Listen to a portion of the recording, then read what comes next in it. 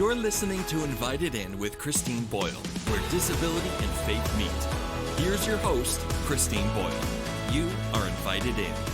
Hey guys, well, thank you so much for being with me today. I am so pumped because I have my dear friend Josh Wilson in Courtney's studio today, which is exciting. Josh is incredible. You know his music. I know you know his music. And Josh is someone that we just randomly got to meet. Gosh, I'm going to say it was probably 7 years ago, I'm thinking. We met Josh at a week of Young Life Camp. But let me back up real quick and say Josh is from Texas. He has had multiple Billboard hits, songs like Dream Small, Revolutionary, I Refuse, Savior Please. These are all songs that if you listen to any Christian radio station, you have heard, you recognize, you know.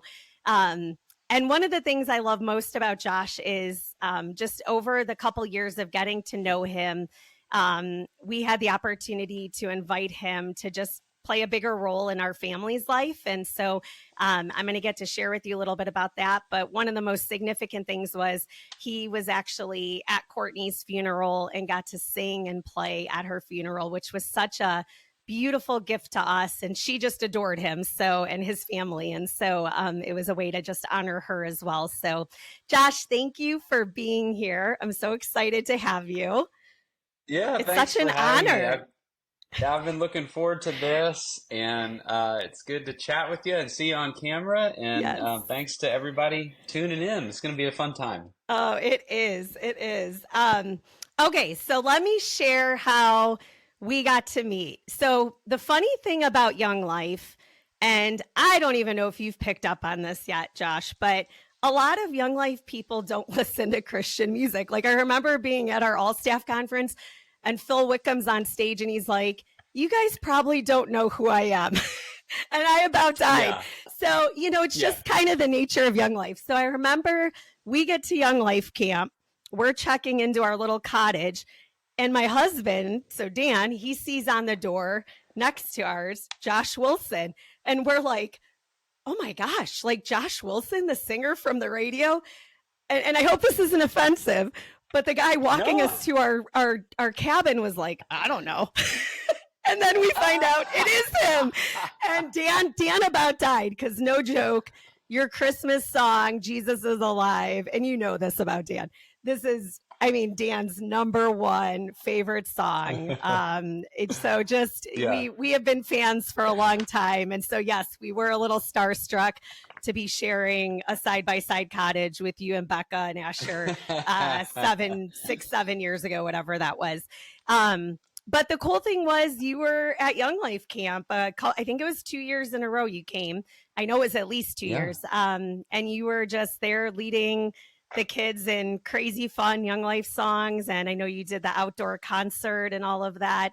And so you were there with our friends with disabilities. And I know people with disabilities have just impacted you and your wife, Becca, and Asher.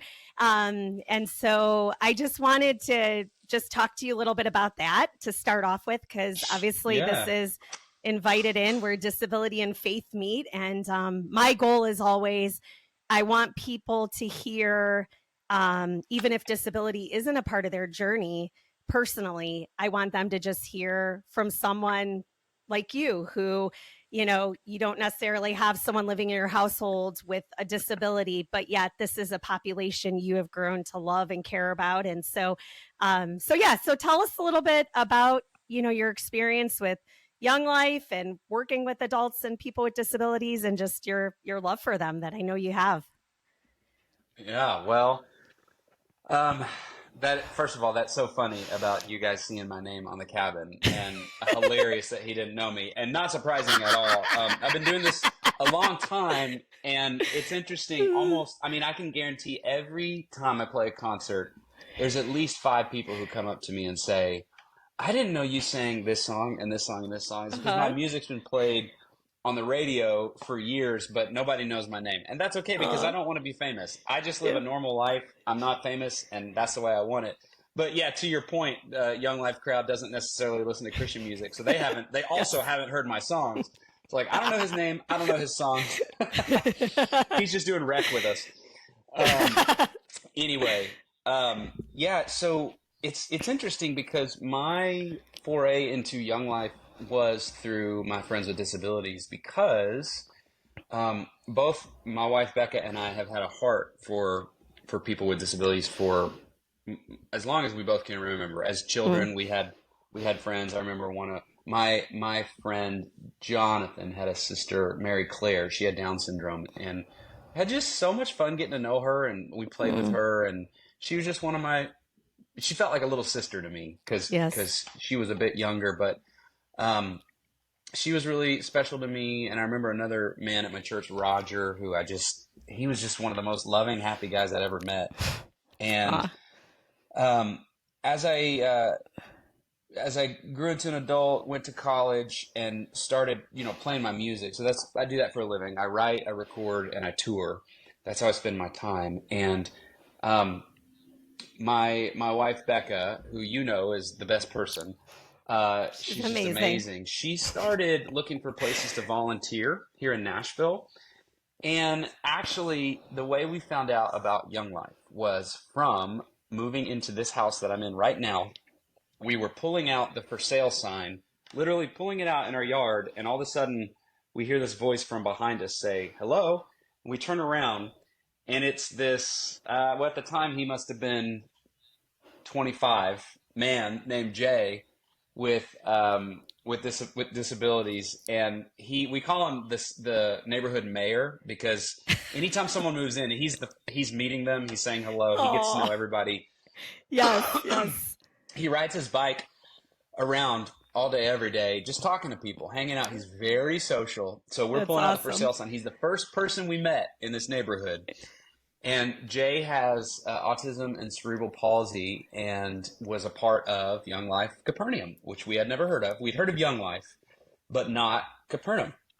And he as we got to know him, he told us about this club that he went to on, I forget what night. I think it was Friday nights. Okay. It varies, but Becca was like, I want to go with you sometime. And so she went with him, and then she came back and she says, "You have got to check out this Capernaum thing. It is wild. It's so much fun. There's dinner, there's dancing, there's crazy skits. There's usually some sort of food put on the leaders' faces and bodies, like eggs and whipped cream, as part of silly games." Yep. So Becca's husband, me, Josh, I am an introvert, and I like things to be calm and chill, and big groups aren't really my thing. And so I went with her, and I was a little overwhelmed, because it was just loud and fun and party and music and dancing, and I can't dance. And so anyway, I went, and I was like, this is amazing. These people are so sweet. I don't think I'm going to go back. just because it was so much. I love it. It was mostly the dancing. Christine, I am so self-conscious when I dance. And so anyway. You sound like Dan. She kept He's going. the same way. Yeah. So she kept going week after week, and, I'd pop in. But again, it was stimulating for me. It was just a lot. Mostly the dancing. And so anyway, so through Jay, we met our neighbor, Suzanne Williams, who is, I forget her exact position, but she's over a lot of states of Young Life. Oh, wow. And she's our vice president now. She's the bigwig. Okay. She's my boss. Okay. Gotcha. I didn't know you lived by her. That's awesome. Suzanne, if you're watching this, you should give Christine a raise. Number one employee. There you go. Yes. Give her that bonus of the Jelly of the Month Club. Yeah. So that's Suzanne and Christopher. They're our neighbors. And we had some mutual friends. So we met them. And she told us about Young Life Capernaum Camp. And she was like, "Josh, you should go. They're always looking for musicians to go do that. Mm-hmm. You should go do it." Mm-hmm. And so I was like, okay. So, We actually did 3 years of that, and I'm thinking that the first year we were there, you weren't. So I think Okay. you may have come our second year, and then we did Okay. those 2 years together. Got it. And so I went and did Young Life Camp, and it was so fun and so exhausting because it was just constant motion, the pool, the zip line, the horses, and I'm leading music 2 or 3 times a day. I'm teaching a songwriting class, and all the meal times are wild and crazy. And it was so fun. And I don't know that I've ever been that tired in my life because it was 10 days. It was 10 straight days, 2 weeks of camp. And as we were going home, it was kind of the same thing as Capernaum, just the club. I was like, Becca, that was great. I don't know if I can do that again. And so then they called me the next year. I was like, yeah, let's do it again. And then they called me the next year, and so I did it. It was just so much fun. Awesome. And to use kind of churchy language for just a second, there's the scripture where Paul talks about the veil being really thin between heaven and earth. And I feel like Capernaum Camp is some of the thinnest, meaning I got a glimpse into heaven in a way that I don't when I'm not there. And it really changed my life and my heart, and made me realize this is a community that I want to learn from and get to know and just serve as much as I can. And so we came back home, and we got more regularly involved in Capernaum. But then Becca, my wife, when people would age out of Capernaum, they didn't really have anywhere similar to go. So she, being the amazing human she is, started a thing called the Ascent, which is kind of like Capernaum, but for adults. Yes. So we do similar things, but more adult oriented. So there's some community service that we try and do and try and help our neighbors, and we let them help us lead worship, and it's very it's like grown up Capernaum kind of. And yeah. So we do that every 2 weeks. So I'm not sure when you're airing this, but we have the Ascent this Sunday, and so I'll lead music. Awesome. Becca often teaches the lesson. We do dinner. My son Asher will help me lead music. And so since then, actually, Becca has become Jay, our neighbor. She's become his conservator. His mom passed away last summer or year and a half ago. And so Jay, Becca and Suzanne and another neighbor, the three of us, all three couples, have become what we call Team J. And we're just kind of here for him. And they're his legal conservators, so they can do legal stuff. But I'm just on Team J, so I talk to him. He calls me just about every day. We see him a couple times a week. And so that's sort of our closest ties with a friend with disabilities. So yeah, he's not in our house, and he's not an adopted child, but he's just the next step under that. Yes. Yes. So we're blessed to know Jay. He's a real smart dude. He often helps me with my if I have any tech questions or needs. He's very brilliant with computers and technology. So sometimes I'll call him, and he and I have a lot in common because of my music stuff. We'll talk tech a lot. And Becca's just so kind with him, and we've learned a lot from him. So that's the long story long of how I got where I am. Yeah, that's incredible. And it's amazing because my first guest I had on works in disability ministry, and he actually started a guardianship program at the church he used to do ministry at, and just really bringing to light to his congregation, like what you just described, where, these people with disabilities, as they get older, that person that's been caring for them can, pass away or not be capable anymore. And so, I mean, what an amazing thing that you guys are doing to just, help care for him, make decisions for him, and make sure he's good. And I love that you call it Team J. That's awesome. And just, wow, that's incredible. That's really incredible. So, as far as just working with people with disabilities, ministering to them, what has been, just out of curiosity, what has been maybe the most impactful from a discipleship perspective, whether it was at camp or whether it's doing, the adult ministry that you guys are doing. I feel like as a mom, I feel like, just discipleship of our friends with disability is something that is a lot of times overlooked. And Yeah. so I know that you guys are probably walking alongside a lot of these friends, and I would love a word of encouragement or just a thought you have or a Yeah. story just about that, if you have one. Sure. Well, it goes both ways. I hope and pray they learn from us, and we certainly learn from our friends. Yep. So right now at the Ascent, we're going through, it's hilarious. We're going through this, basically like rap the Bible, like RAP rap. And so it's really awesome. funny to see us try and do these raps. And, Yes. there's like, we're going through the alphabet. And so I can't remember specifically what letter is tied to what verse, but it's really fun because there'll be a letter and it's the letter's J. And then like the verse will be Jesus, loves the little children or something like that. And then we'll rap it and we'll have them come up and rap with us. And what's cool is we use music and rhythm to get those truths into all of us, because I think music does that. Music can, for folks who are nonverbal, it can sort of break barriers that, I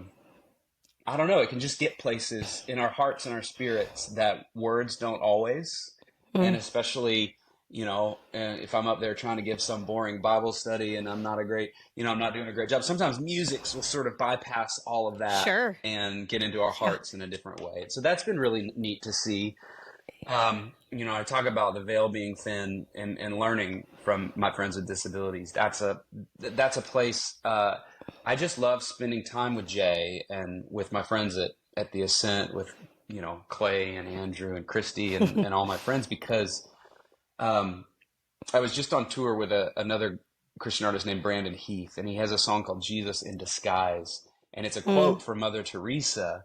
They were asking her, why do you do this work, and helping those who are the sickest and poorest? And she said, it's because I want to greet people at the door as they come in, because the folks, those are the people, that's Jesus in disguise. It's these people who we think, I don't know, they often get overlooked, but these are the first people we should be learning from, because this is Jesus in disguise, as Mother Teresa would say.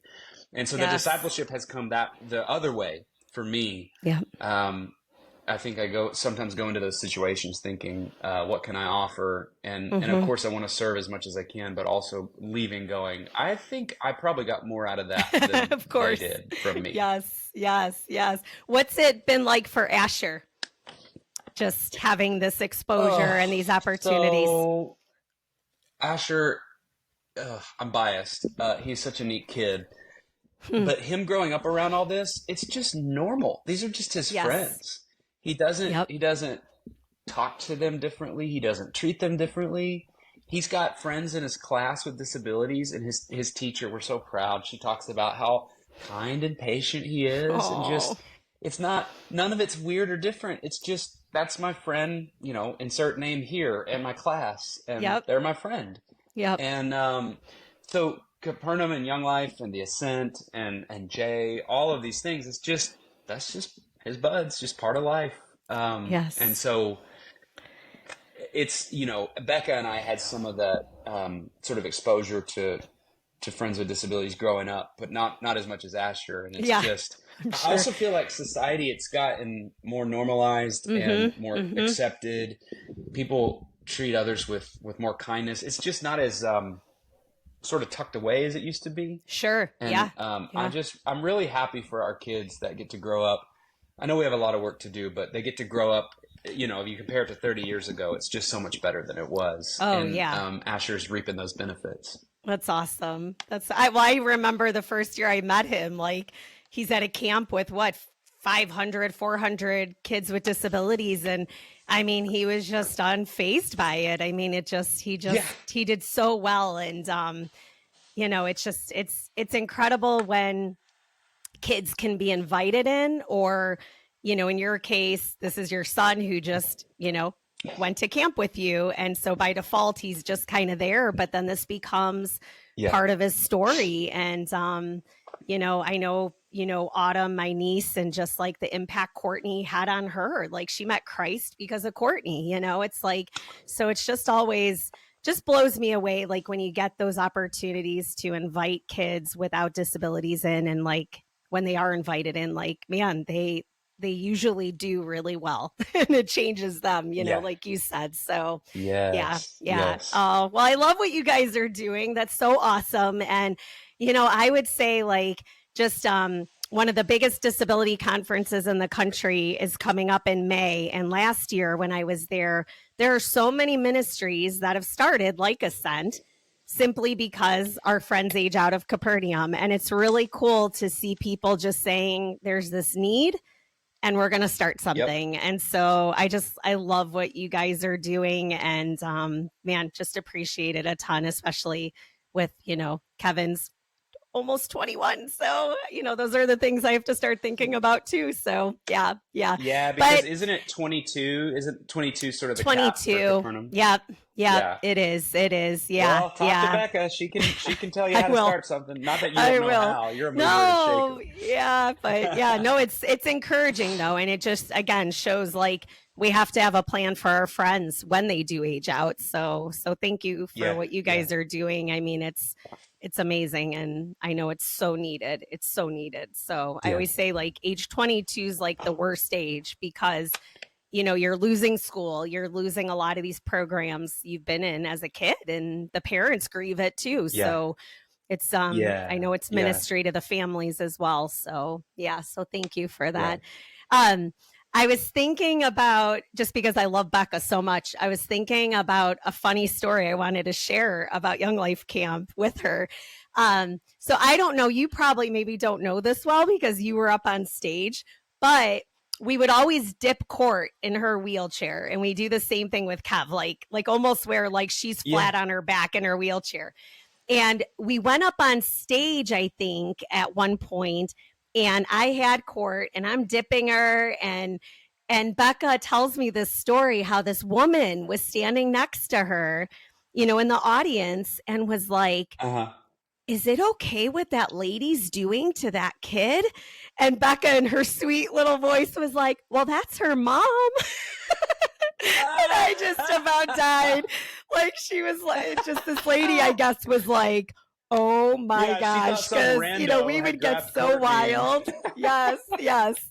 So I love that. I tell that story to people all the time. But well, I know Becca, that when she does like the sweet and sassy voice, she's like, well, that's her mom. Yes, exactly. I love that. I absolutely love that. Yes.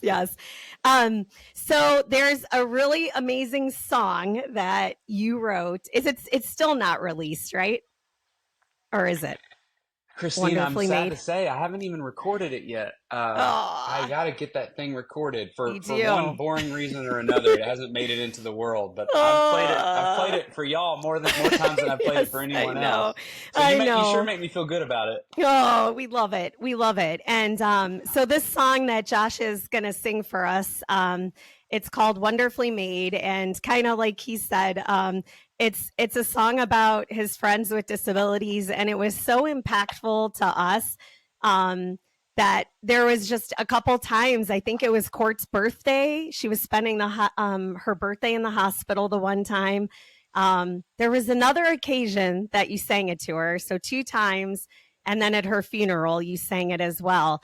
And I know you said at her funeral, so sweet. You said like, this has kind of become Courtney's song, which I love. And we have it handwritten by you, hanging in our hallway with our handprints from the day that she passed away. And so it's just a really precious song to us. And I think it just so beautifully speaks to God's heart for people with disabilities. And so I think you were planning on sharing that with us today. Yeah, so I'm going to take out my headphone and let me see. Okay. Thumbs up. Can you hear me okay? Okay, here we go. This is Wonderfully Made.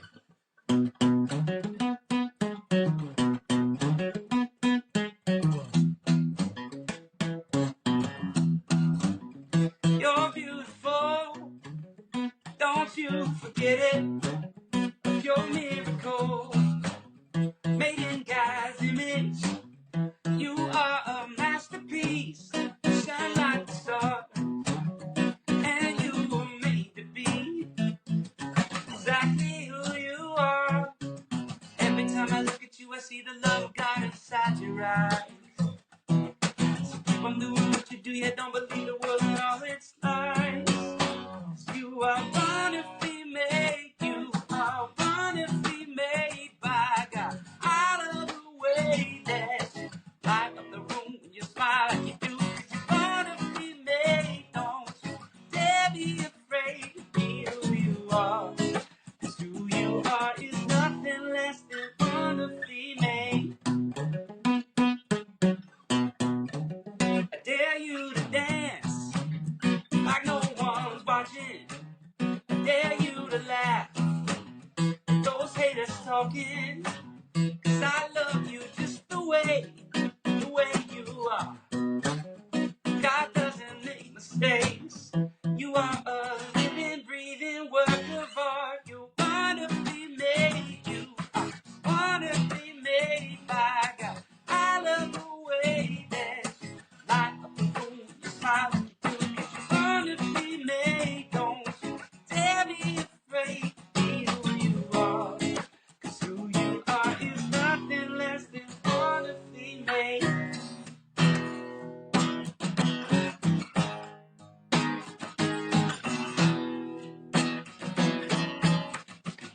You are seen, you are known, you are never alone.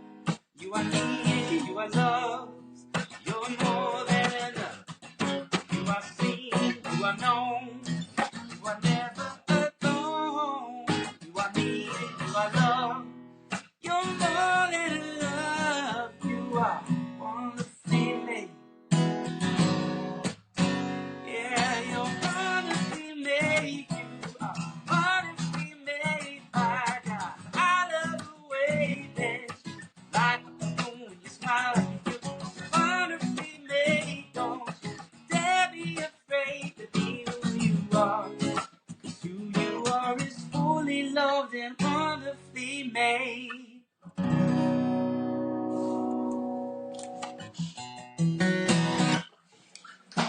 Thank you, thank you.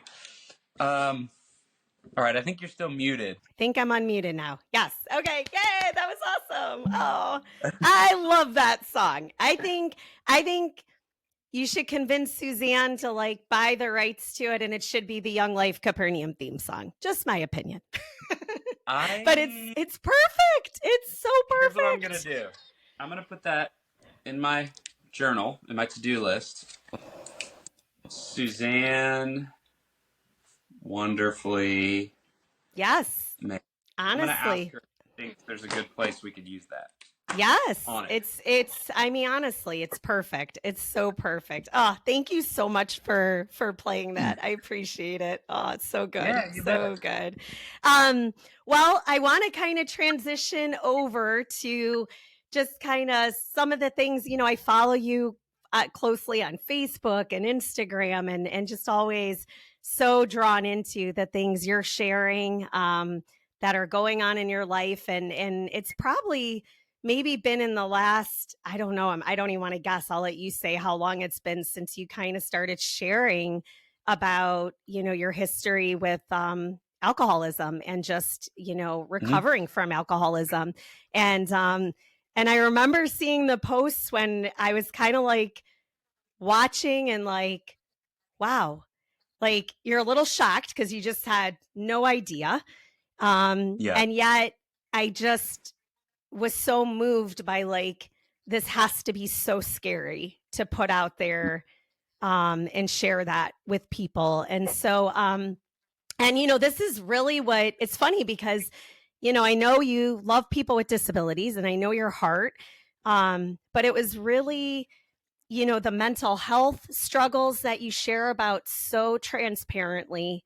And then also this part of your story that made me just one day go, oh my gosh, I'm going to text Josh and see if he can come on, because I just feel like we need to have more conversations like this. And it just makes me just admire you so much for your courage to share. So, Mm. yeah, why don't you just kind of tell us maybe some of the things you've been sharing on social media and what made you Sure. share and what people's responses have been? Yeah. Well, so for a long time, I've been pretty open about my struggles with anxiety and panic attacks, and that's been since I was a kid. I've struggled with anxiety, and into my adulthood, that sort of turned into panic attacks. And there's just been certain times when it's been worse than others, and thankfully, I've had help in those kinds of things with um, just good counseling and medication and friends and support in those areas. But the thing I was not really public about was occasionally, at least at first, I I started to realize when I would drink. At first, I drank in moderation, just a drink with friends, just kind of like a normal Mm-hmm. person. Yeah. And I realized that the alcohol made me feel less anxious. And so I thought, Mm. this is amazing. This is like I Mm-hmm. found a cure for my anxiety. And so every time I would drink, I would start looking forward to it. But then I would start drinking a little bit more because you can't quite get the same relaxation. And then eventually, over a few years, like it kind of gets to the point where you're like, I think I'm drinking too much. I think I'm drinking too often. Um, I better stop. And I try to stop, and I couldn't because I was addicted Mm. to it. And then that's sort of the Yeah. time when I realized, like, I need some help. I can't do this without some help. And that was 2017, and I had tried honestly for a couple years on and off. I'd go a few weeks or a few months, and then just come back and be like, I Mm-hmm. I can't quit drinking because it makes my anxiety feel like it's less, and I'm Mm-hmm. so anxious that I kept coming back to it. Of course, over time, I didn't know this, but my anxiety's going up.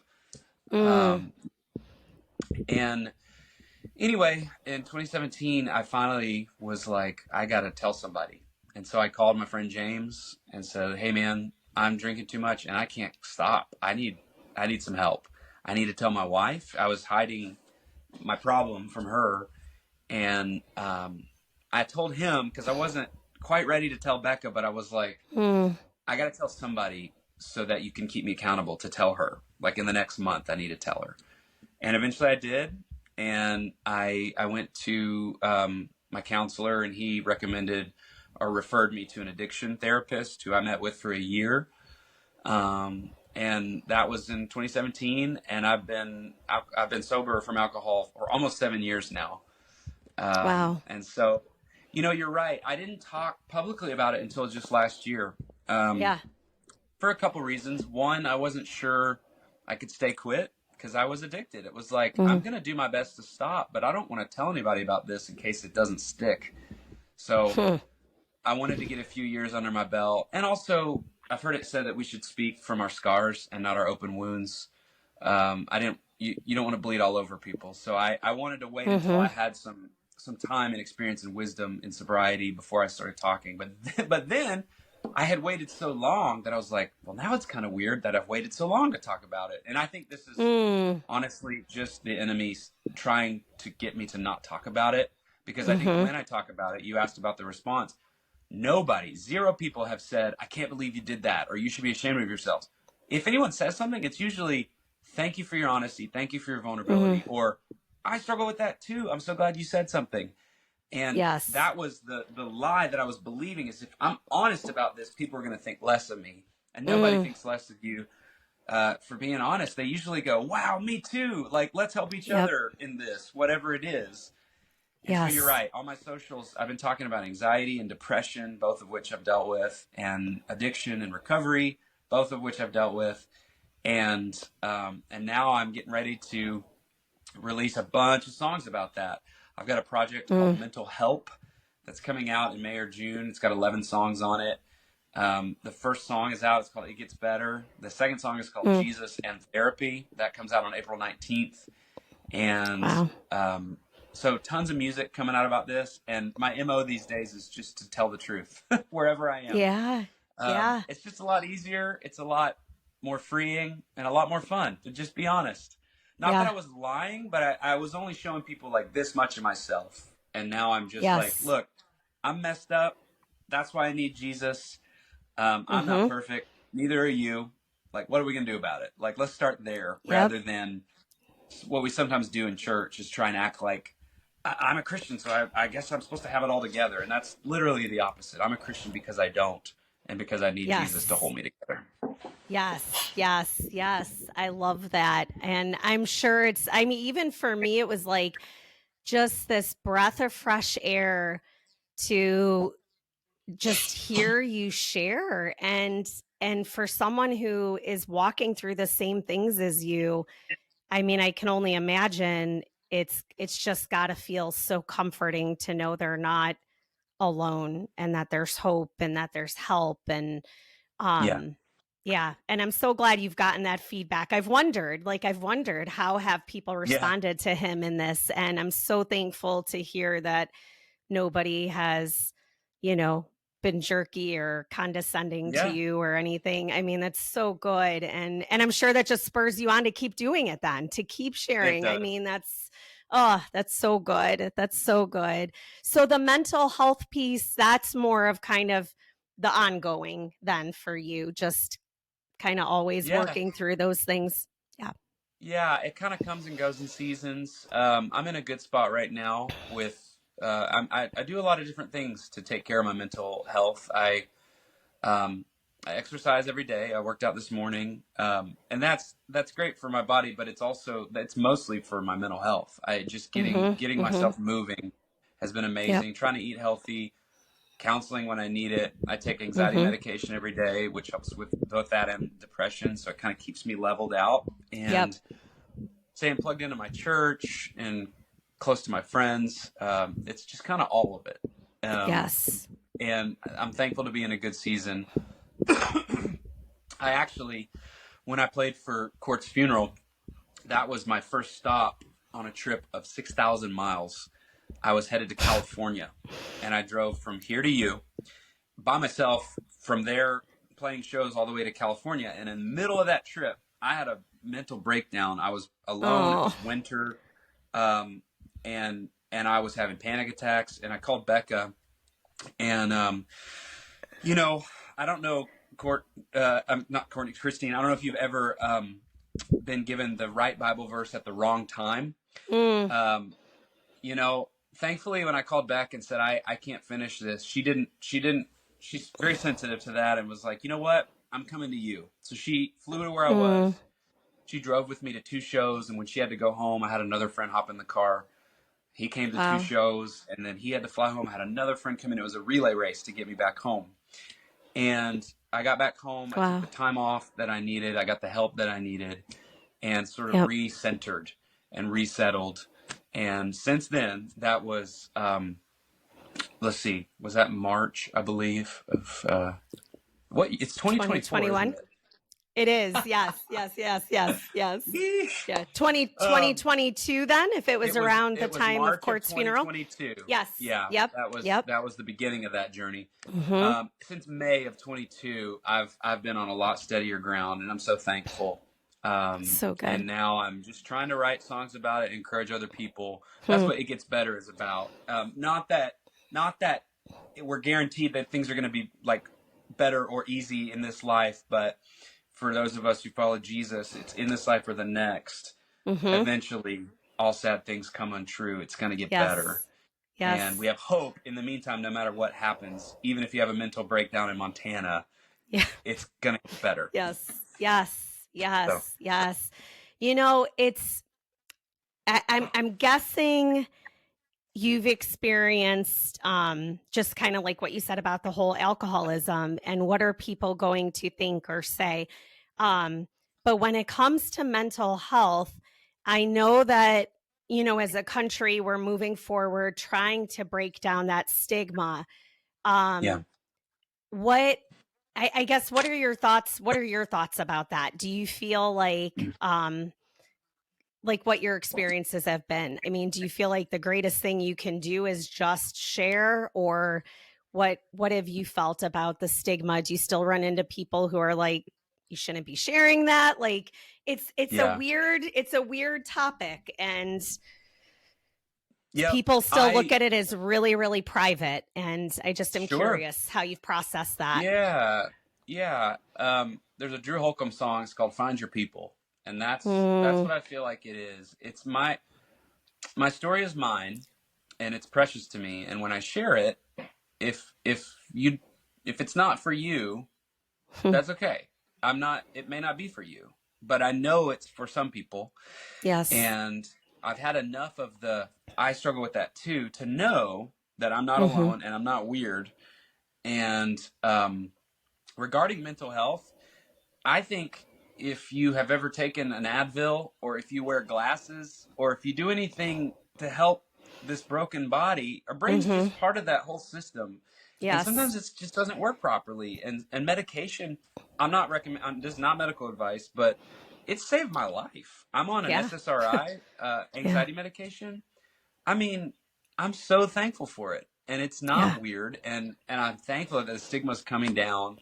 And I do think for Christians, can get a little weird. You know, you don't have enough faith, or those kinds of statements. And I'm like, I think, and there's a lot of theologians who would agree, that Jesus had a panic attack in the Garden of Eden, the Garden of Gethsemane, the night before he was crucified. He was sweating blood. Yes. That's not a sin. That's a feeling. It is. And he's legitimately worried. He's about to lose his life. He's saying, "God, Father, are you sure?" He was in such turmoil. So it's not weird if God become flesh, experiences those things. Not only do we have a Savior who's there when we pray to him, but he knows how we feel. And I'm just doing my part. My friend Jason Gray says, sometimes you have to give people permission to misunderstand you. And you know what? My story's not for everybody. And I try and keep that in mind. And I know it's for some people, and you just got to find your people. Yeah. Wow. That's a great quote from Jason Gray. I love that. That's wow. Wow. Yeah.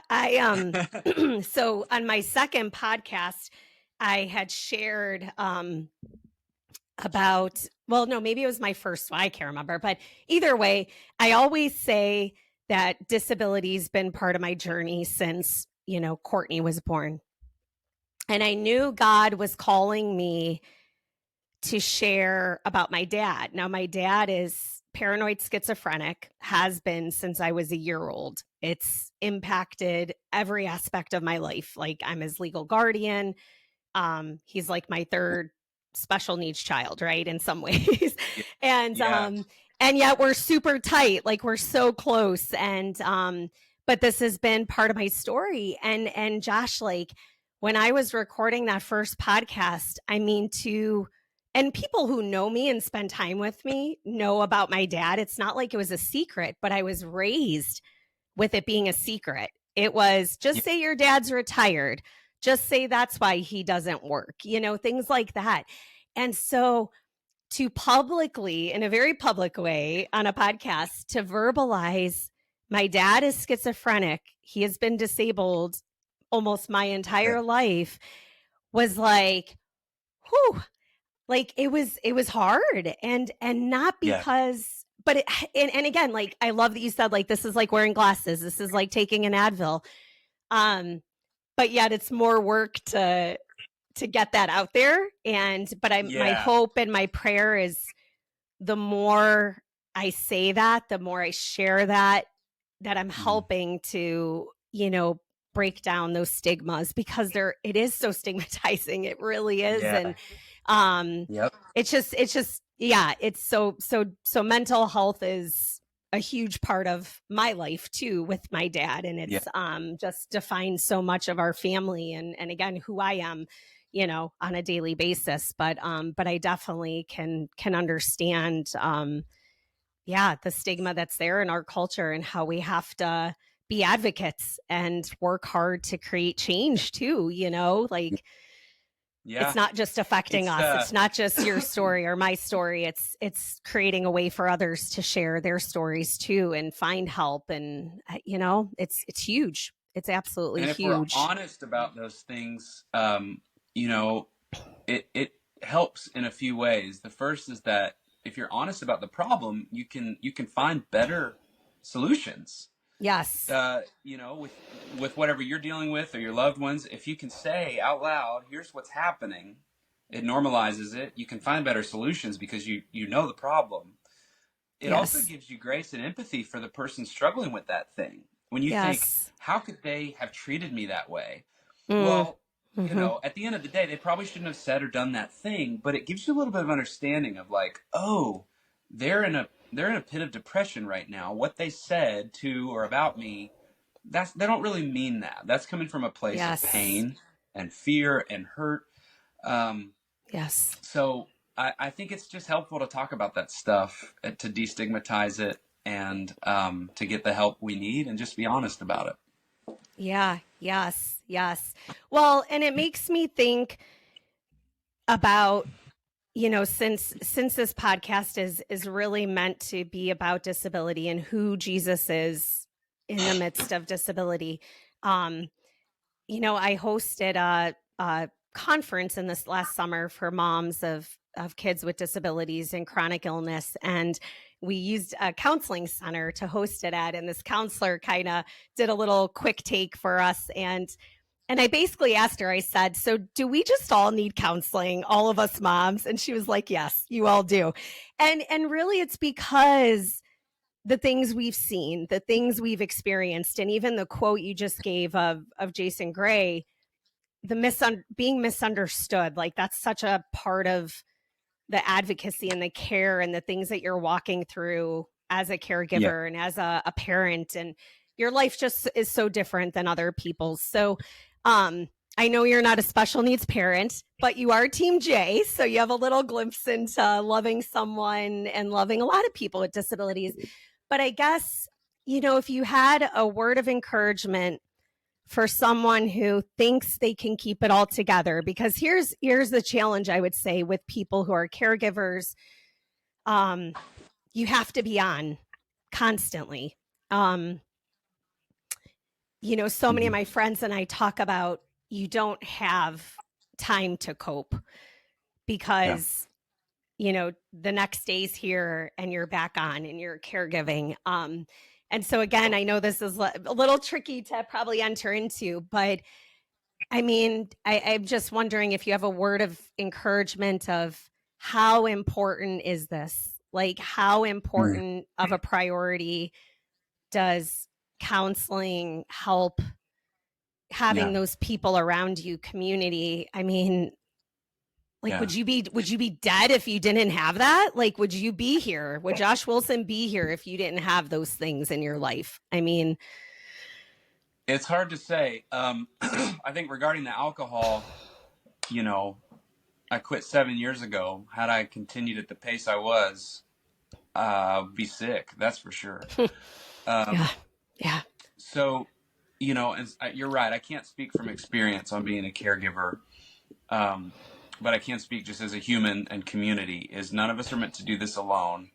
And I've seen some parents of some of our friends with disabilities lean into their friends and community, and I've seen others close off and try and do it all themselves. And that second hmm one doesn't work. And that doesn't yeah, work no matter what your situation is. And I'm tempted to do that as an introvert, as a problem solver, hmm as an Enneagram 5. I want to think my way through something and fix it all. yes, yes, And that doesn't work. And I've hmm had to teach myself to open up. And I know counseling is expensive. Like, that's not a realistic avenue for everybody. And it takes time that you may not have. But calling or texting a friend is important, and getting together with friends when you can is important. Um, and I understand that it's hard for anyone, but certainly folks who are caring for those with disabilities, you have very limited time and resources. I actually, there's a free app, and I'm not connected to this, is no sponsorship or anything, but it's called the 1 Minute Pause, that okay, I found to be really helpful. I did it this morning. There's like a 1, 5, and 10 minute. It's literally like put in your headphones or just put it on your phone, and it helps you recenter. It's like a quick prayer meditation thing. Um, okay, and you may not have money for counseling, and you may not have 30 minutes to hang with a friend, but I bet you have 1 minute.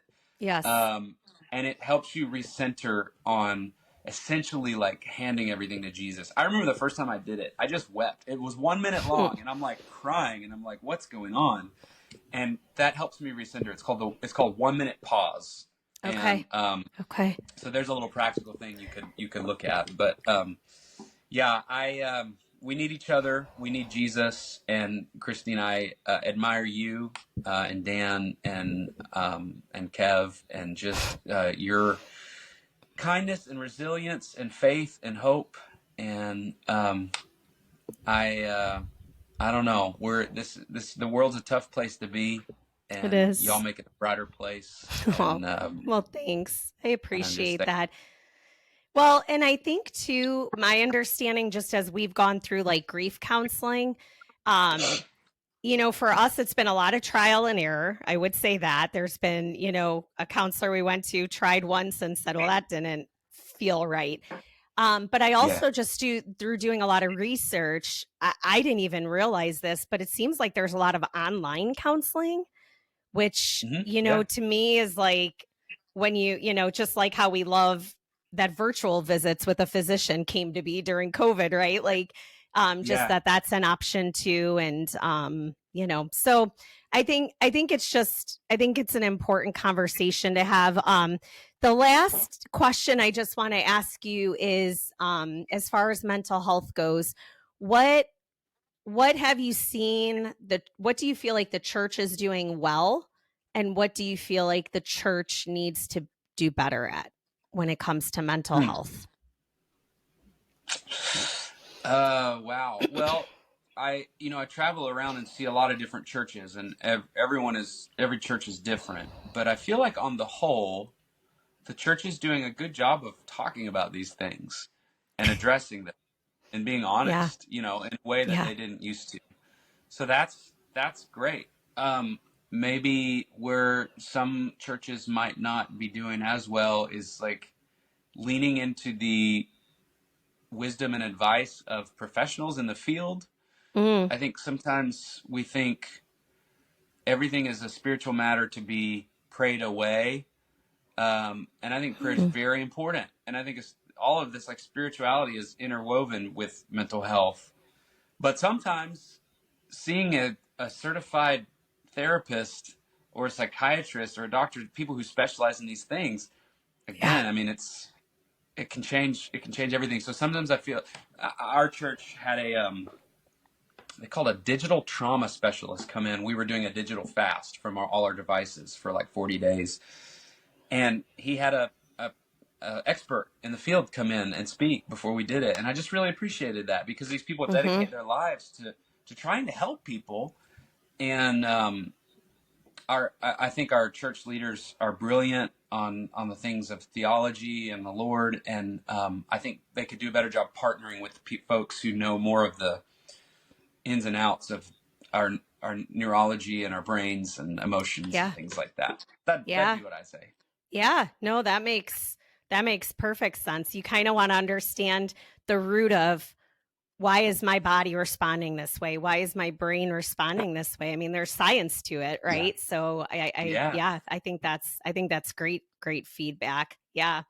Well, that is so encouraging to just hear your story, and thank you for your transparency, your authenticity. I know it's impacted me, and I know it's impacted others. And again, I'm so grateful that everyone's been supportive of you and caring toward you as you've made the choice to be transparent about those things. It's so needed. It's so needed. So I definitely appreciate it a ton, and just so thankful that you chose to do that. And yeah, so I think you were going to play a couple little snippets of some songs for us. Yeah, And I thought I would do a little smattering, a little medley of some of my perfect. songs. Okay, all right. So I'm going to mute hopefully again. this will just what's that? I'm going to mute again.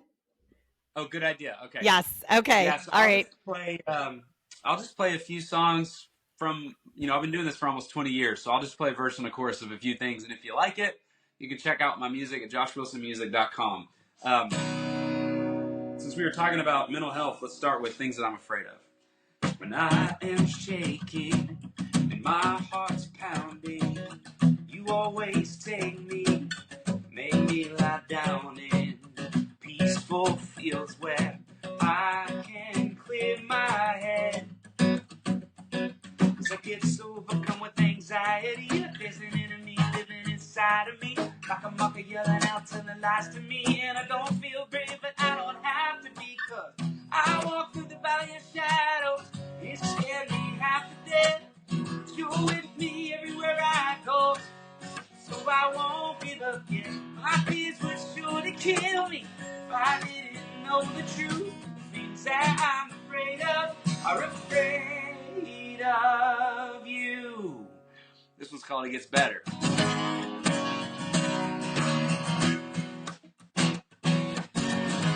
Pain is for a reason, it's what they say, but is it true?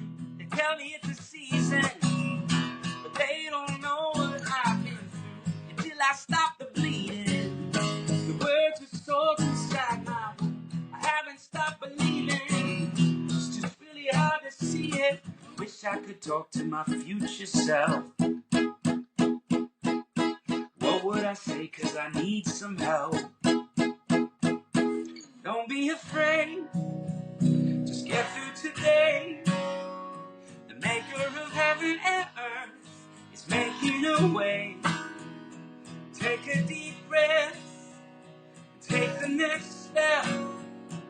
Oh, this is not how it ends. This isn't forever. Hold on, it gets better, better, better, better. Hold on, it gets better, better, better, better. Alright, this one's called Revolutionary. Maybe you're not like me. Maybe we don't agree. Maybe that doesn't mean we gotta be enemies. Maybe we just get brave, take a big leap of faith, call a truce, me and you can find a better way. Let's take some time, open our eyes, look and listen. Yeah. And we're gonna find we're more alike than we are different. Yeah. Why does kindness seem revolutionary when it means that hate is so ordinary? Stand around, flip the script, judge slow, love quick. God help us be revolutionary. And this one's for Dan. Noel, Noel, Jesus is alive. Emmanuel, hope is tonight. So go and tell the world that death has died. 'Cause Jesus is alive. Yeah, Jesus is alive. Merry Christmas in March.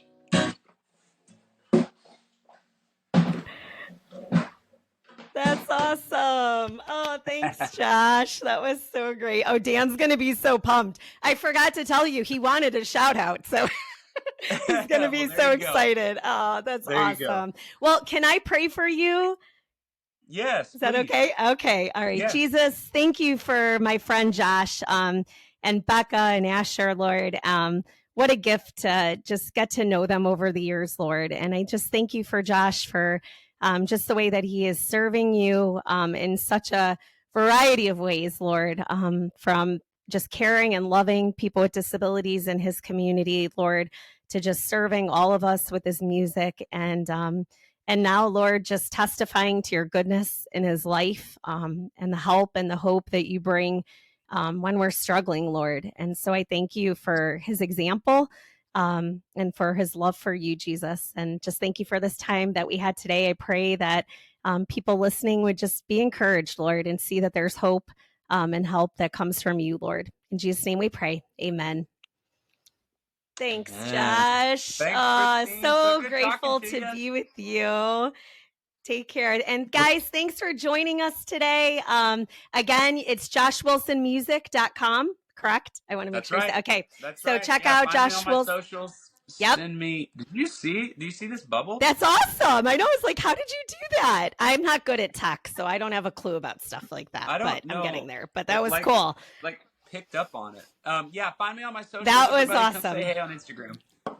Yes, follow Josh. He's amazing. And I'm sure you can download his music from all sorts of places, but loved all of that. And thank you so much. It was such a joy and gift to get to be with you today. And thanks, You guys, as well. for listening. Tell Dan and Kevin Thanks. hey. And yeah, I thanks will. everybody. I will. All right. Take care, guys. All right. Thank you for listening to Invited In with Christine Boyle. Follow and subscribe, and please leave a review or rating. Visit ChristineBoyle.com to have Christine speak at your next event.